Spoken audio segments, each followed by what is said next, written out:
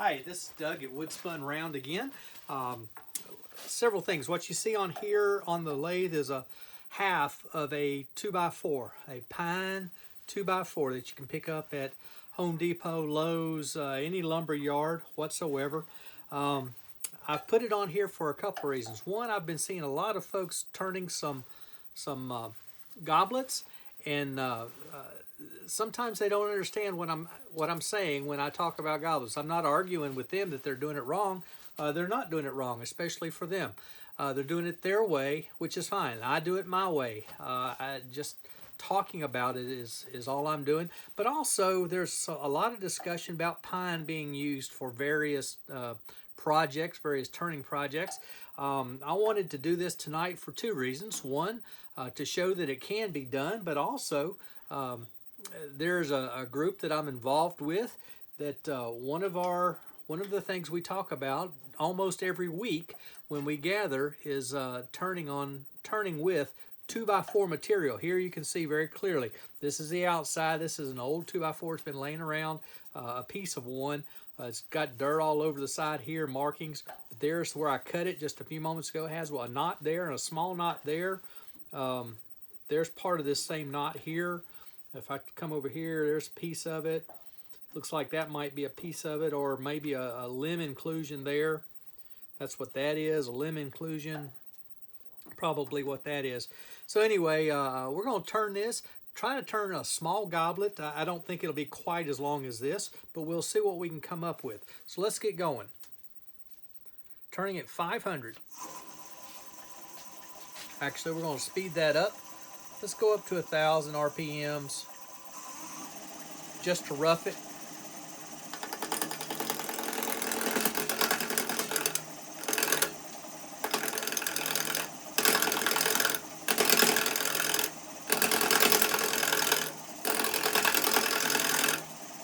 I'll put my face shield on.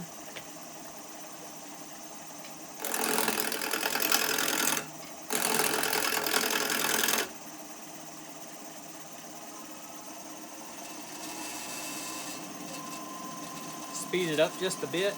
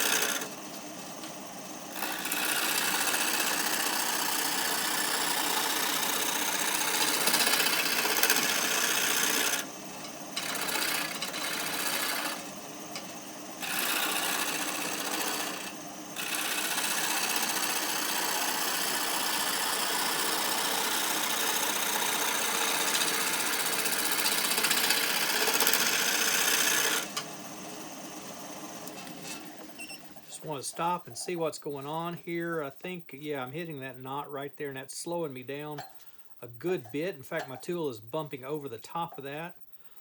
In fact, I've decided this is as long as it's going to be. I'm going to stop here so I don't have to move my tool rest quite so much. Let's finish getting this round.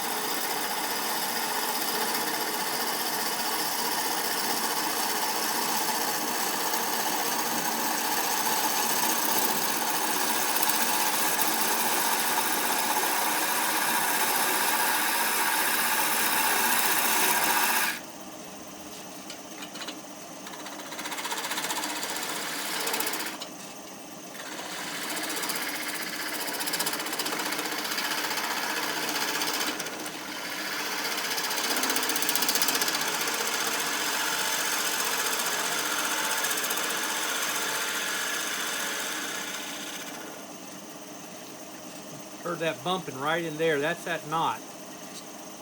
Very hard piece of pine there.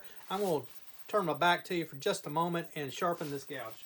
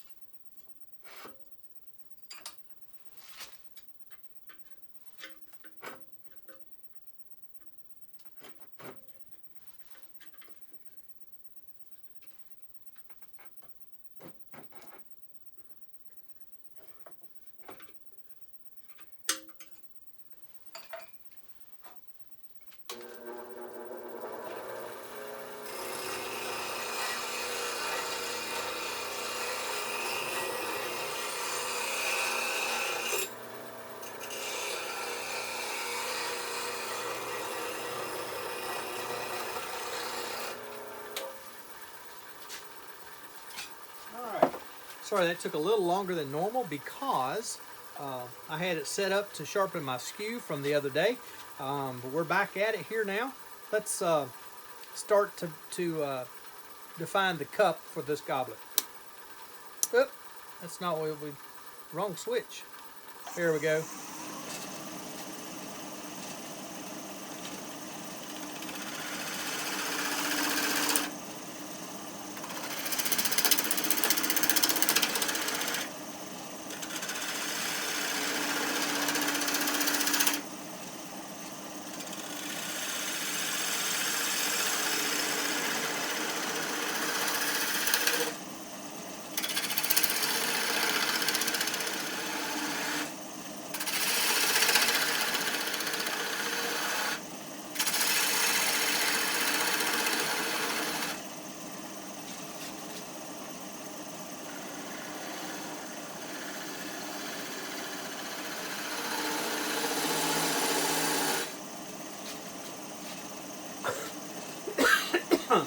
Excuse me.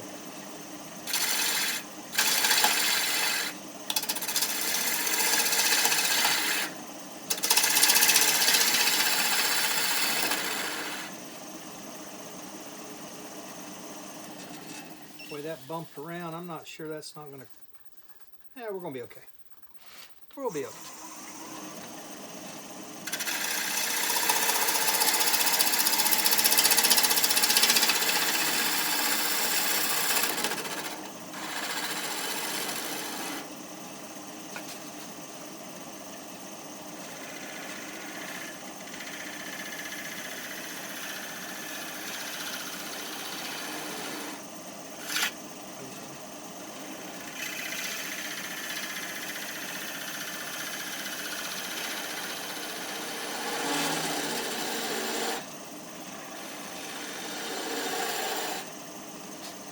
Alright, that's as much as I'm going to do on that cup right now. I've got to...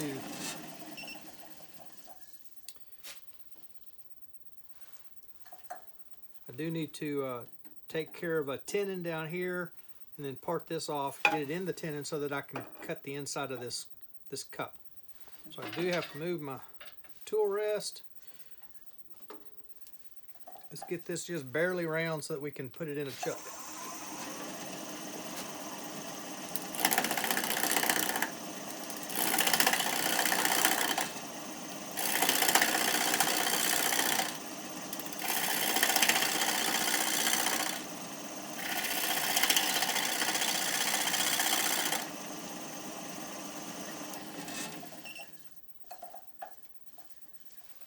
I believe that's round enough. Round enough. Now, if it'll just fit my chuck, that's what I'm concerned about.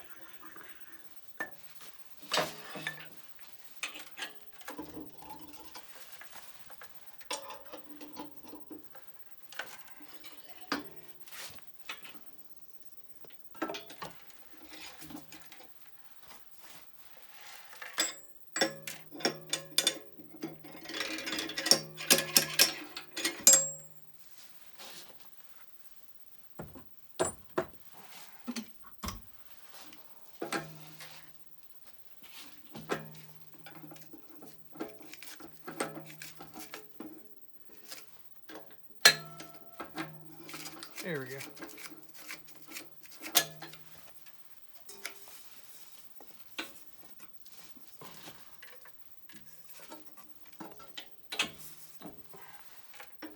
Okay, we're going to cinch that back down for right now.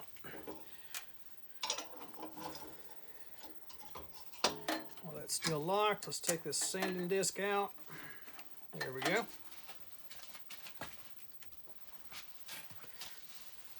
Now the question is,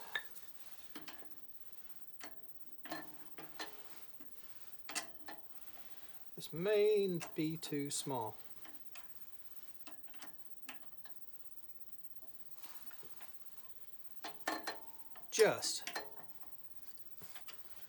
Just gonna hold it.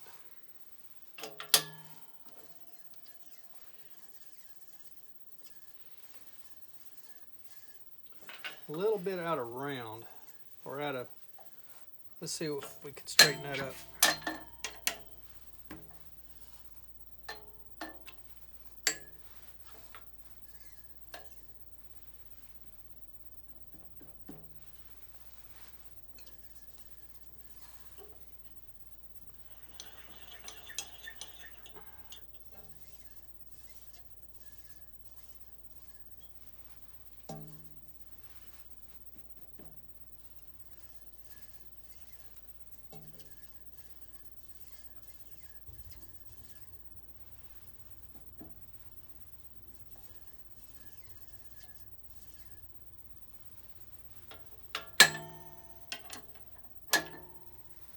Ah.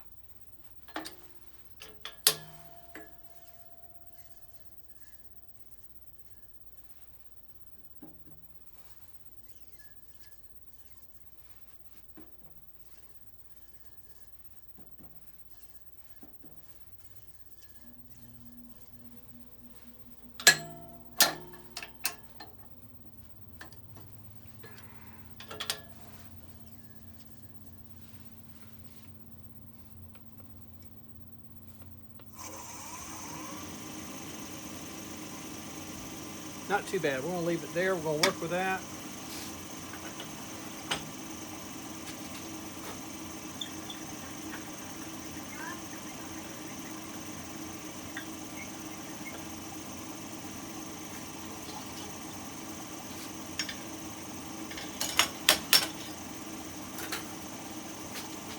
Get the tail center out of the way so I don't poke my elbow. I'm just going to take a light pass just to clean this up just a little bit. Get it back in line with my axis.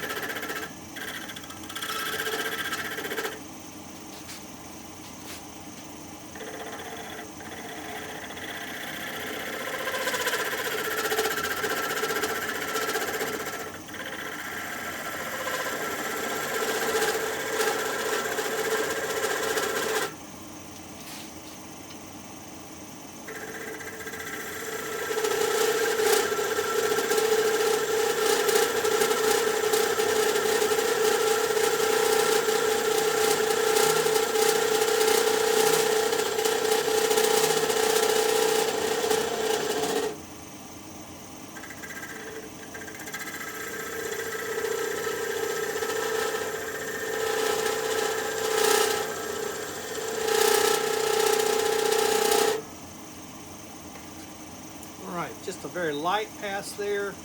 Do a little bit of shear spray.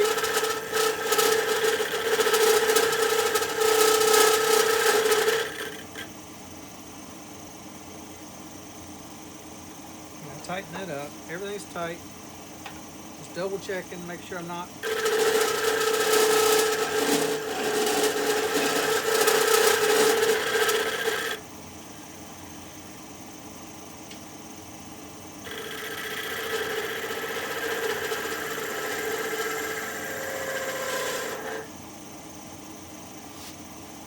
Oh, much better. Okay. Turn that off. I'm going to swing this headstock around for just a minute while I hollow out this cup.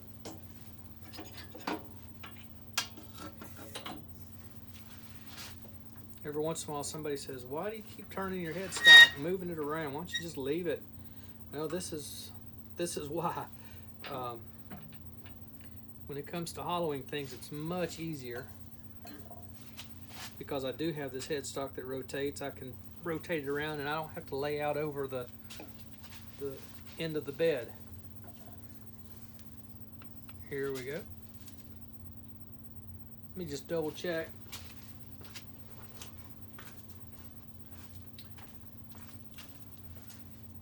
Yes, we're still in frame. I was concerned that maybe we weren't in frame, but we are. The squealing that you hear is vibration. What are we? We're 9 inches out away from the chuck and another 2.5 out away from the headstock. So that's where our vibration's coming in. That's what's making all the noise. Let's see what we can do about cleaning out the cup. Again, very light cuts.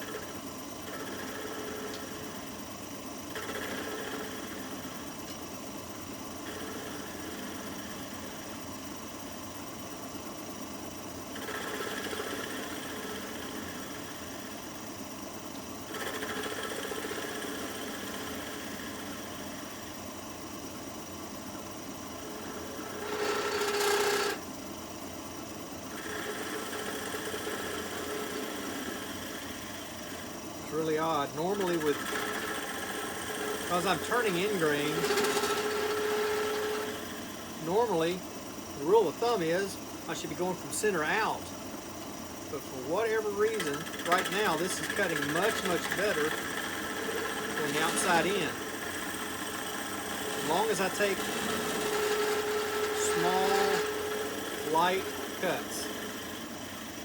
So this is probably going to end up being a 2-part video.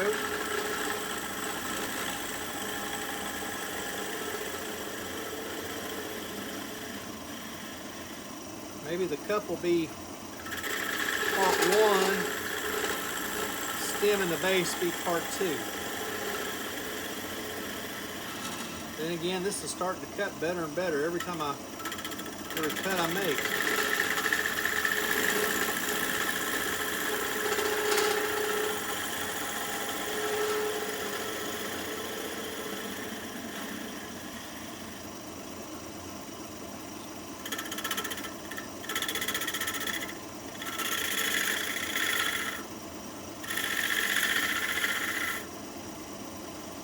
Okay, nice and smooth across the rim.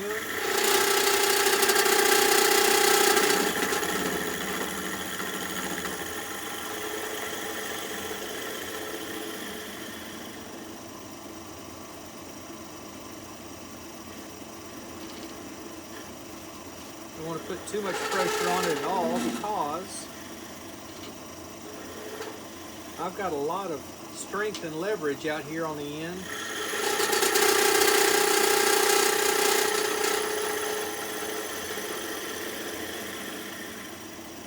I've got a lot more leverage than that chuck has holding power right now.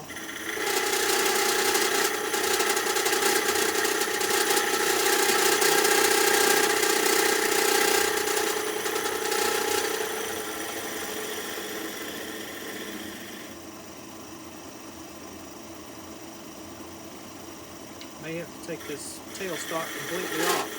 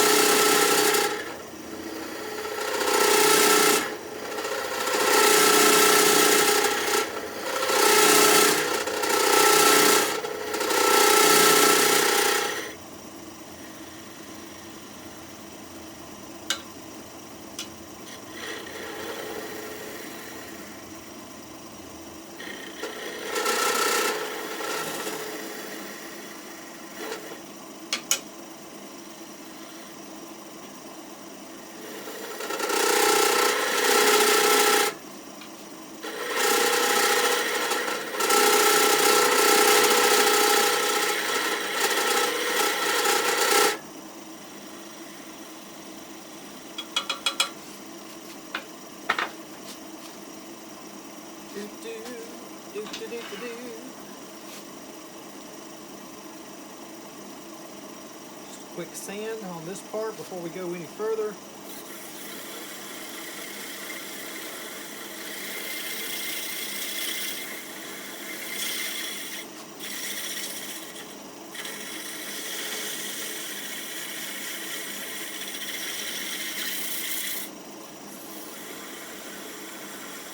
Perhaps you're a new turner, perhaps you're experienced, or somewhere in between.